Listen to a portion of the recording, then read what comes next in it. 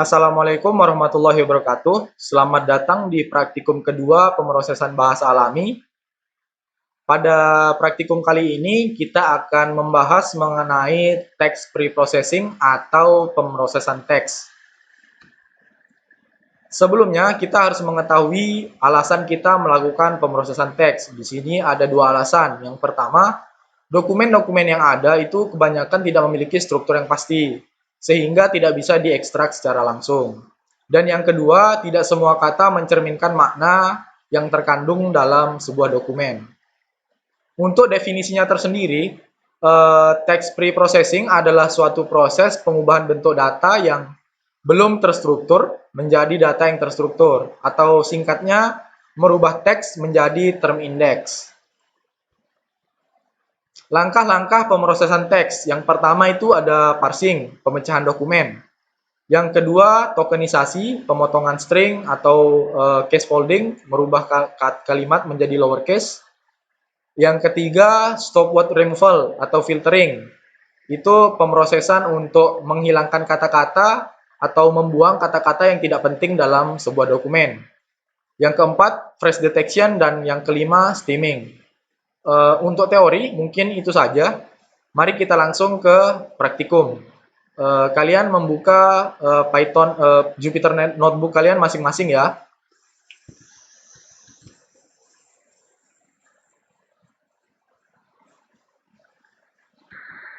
Oke, jika kalian sudah membuka Jupyter Notebook kalian masing-masing, di sini kita akan membuat kode tutorial yang ada di modul ya. Pertama-tama, kita akan merubah sebuah kalimat menjadi lowercase atau uppercase ya. Caranya seperti ini. Kalian mendefinisikan sebuah variabel yang bernama kapital. Di sini sudah ada kalimatnya, sudah sampaikan, mantap barangnya. Untuk functionnya kita memanggil .upper. Di sini .upper berfungsi untuk merubah kalimat atau teks ini menjadi huruf kapital semua. Dan kecil ini menampung sebuah kalimat yang sama, tetapi memanggil fungsi yang berbeda. Di sini memanggil .lower. Fungsinya itu kebalikan dari upper, yaitu membuat kalimat atau teks menjadi huruf kecil semua. Mari kita coba. Nah, maka akan tampil sebuah kalimat yang sudah di upper dan sudah di lower. Untuk upper dan lower, kalian dapat melakukan seperti ini ya. Kita lanjut untuk pemecahan kalimat, pemisahan paragraf menjadi kalimat. Oh ya, di sini saya sudah membuat sebuah paragraf.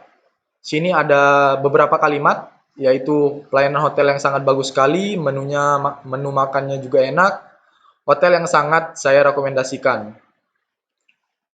Di sini kita akan melakukan pemisahan paragraf menjadi kalimat dengan fungsi split. Split ya. Kita mendefinisikan dulu, membuat variabel dulu, variabel penampungnya, pisah underscore kalimat, lalu memanggil variabel paragraf untuk di split. Di sini tanda titik ini sebagai tanda di mana kalimat itu berhenti ya. Misalkan ini pelayanan hotel sangat bagus sekali, ini satu kalimat. Menu makannya juga enak, ini satu kalimat. Dan hotel yang sangat saya rekomendasikan, ini satu kalimat. Kita coba. Nah, maka akan tampil sebuah data atau sebuah kalimat yang sudah di split atau sudah dipisahkan menjadi 3 kalimat ya. Di sini ada 3 kalimat. Ini kalimat yang pertama, kalimat yang kedua, dan kalimat yang ketiga. Di sini kita menggunakan fungsi split. Nah, untuk pemisahan selanjutnya, kita dapat menggunakan function berupa send tokenize. Ini send tokenize yang kita import dari tokenize. Di sini saya membuat sebuah variabel bernama paragraf 2. Ini paragrafnya, kalian bisa lihat sampai sini. Dan untuk memisahkan kalimat tersebut, kita sama dengan proses sebelumnya, kita buat variabel penampung dulu. Lalu untuk pemanggilannya kita dapat melakukan tokenize. .send tokenize ini adalah fungsinya. Lalu paragraf yang akan kita pisah itu dimasukkan ke dalam parameter ini, paragraf 2. Setelah itu kita memanggil variabel penampung yang bernama pisah kalimat 1. Kita tunggu. Oke, beginilah hasil dari pemisahan kalimat dengan menggunakan fungsi send tokenize ya. Di sini terdapat beberapa kalimat yang sudah dipecah. Oke, selanjutnya kita akan merubah atau memisah kalimat menjadi kata-kata. Pertama, kita membuat sebuah variabel dulu. Di sini saya membuat variabel kalimat, menampung sebuah kalimat itu pelayanan hotel yang sangat bagus sekali. Di sini kita menggunakan fungsi split untuk memisah kalimat menjadi kata-kata. Setelah itu kalian tinggal hanya print kalimat, maka kalimat kalian akan sudah terbagi menjadi beberapa kata. Di sini satu kalimat ini terdiri dari 5 buah kata, yaitu pelayanan hotel sangat bagus sekali. Lalu kita akan melakukan pemisahan kalimat menjadi kata menggunakan function word tokenize. Di sini kalian dapat melakukan from ltk.tokenize mengimport fungsinya bernama word tokenize. Sama seperti sebelumnya, kalian membuat sebuah variabel penampung dulu, lalu kalian panggil word tokenize dan masukkan kalimat yang akan kalian pisah. Tinggal panggil variabel yang menampung, yaitu print token. Nah, maka nanti akan tertampil sebuah data berupa kata-kata yang kalian sudah pecah berupa kalimat utama paragraf tersebut terletak di awal paragraf. Seperti inilah kalian melakukan pemisahan kalimat menjadi sebuah kata. Lalu selanjutnya kita akan melakukan filtering atau stop word removal. Pertama-tama kalian harus membuat sebuah kamus dulu, atau bisa dibilang kamus sih. Di sini terdapat data stop word atau kalimat-kalimat yang bisa dibilang tidak memiliki makna atau tidak berperan penting dalam tidak memiliki makna yang penting di dalam sebuah dokumen ini. Misalkan yang di ini juga dengan. Ini adalah kata-kata yang tidak penting di kalimat ini, maka kita harus mendefine-nya dulu di data stop word. Lalu saya membuat sebuah variabel yang menampung sebuah kalimat ini. Nah, di sini kita akan run dulu. Nah, sesudah run, di sini kita bisa membuat variabel penampung dulu, word tokenize, berisi list kosong. Lalu word-nya kita split. Nah, kita split. Untuk di sini dia prosesnya akan mengecek apakah di kalimat ini terdapat kata-kata yang ada di dalam data stop word. Jika ada, maka akan dihapus. Kita jalankan saja. Nah, maka akan tertampil data kata-kata yang sudah di tokenize serta di filtering ya. Seperti ini, fasilitas hotel lumayan lengkap. Di ini akan hilang kalimat, kan data awalnya fasilitas di hotel ini lumayan lengkap. Lokasi juga strategis dan staf yang melayani dengan ramah. maka di sini hilanglah data kata-kata yang tidak penting tersebut, seperti halnya yang, di, ini, juga, dengan. Kita bisa menambahkan di sini kata dan. Maka seperti inilah kalian dapat melakukan proses filtering atau bisa dikatakan stop word removal ya. Oke, selanjutnya kita akan melanjutkan praktikum kemarin ya. Kemarin kan kalian sudah melakukan pengolahan dasar dokumen. Seperti ini. Kalian melakukan import notebook dulu, membuka filenya. Di sini kita menggunakan file komentar seller. Saya menamai kolom-kolomnya dengan nama tanggal, shop, kota, dan review. Kalian dapat mengganti review atau komentar. Saya prefer menggunakan review ya. Lalu menampilkan data review. Ini menampilkan seperti ini. Kemarin kalian sudah melakukan praktikum seperti ini ya. Kita lanjutkan saja sampai dengan.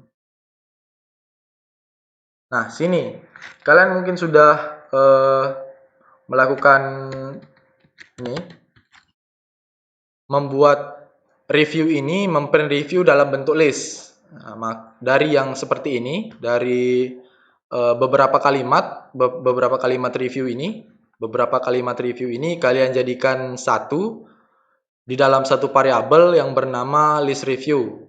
Nah, di sini sudah tampak variabel list reviewnya. Nah, kita akan melakukan tokenisasi di data komentar atau review ini ya. Sama seperti sebelumnya, sama seperti yang di atas ini, kita mengimport dulu library yang untuk melakukan tokenisasi dengan menggunakan word tokenize. Nah, kalian dapat sini kita membuat sebuah variabel penampung dulu, di mana tokenisasi underscore review kita buat. Lalu di sini for x in list review. List review itu yang ini ya, variabel tempat penampung kalimat-kalimat review tadi. Nah, list review ini kita akan merubah kalimat-kalimat yang ada, kalimat atau kata-kata yang ada di sini itu menjadi huruf kecil atau lowercase. Dapat kita lakukan begini, lower review sama dengan x.lower. Karena x in list review, maka kita memanggil x.lower. Untuk proses tokenisasinya, kita dapat melakukan membuat sebuah variabel proses token sama dengan seperti tadi, kita memanggil word tokenize, lalu mentoken lower review. Karena di sini list review sudah ditampung di lower review, maka kita memanggil lower review. Untuk tokenisasi .review kita .append lalu memanggil proses token. Kita lihat hasilnya, maka sudah tertampil